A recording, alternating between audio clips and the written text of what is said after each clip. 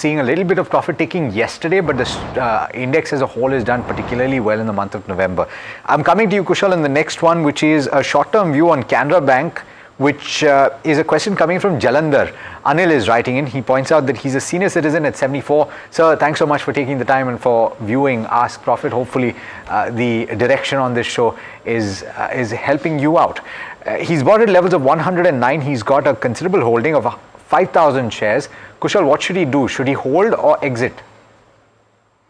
No, he should hold at the current juncture, because if you see, the stock has corrected almost 27% from the record highs, and it's now attempting to bottom out. Right, so we see a formation of double bottom happening, which is indicative of a trend reversal.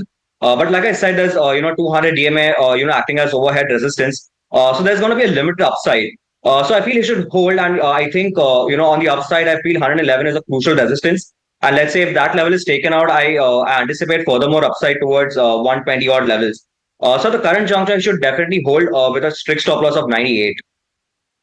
Right, we have our next caller from Vizag. Gautam from Vizag is calling us. Gautam, good morning. And how can we help?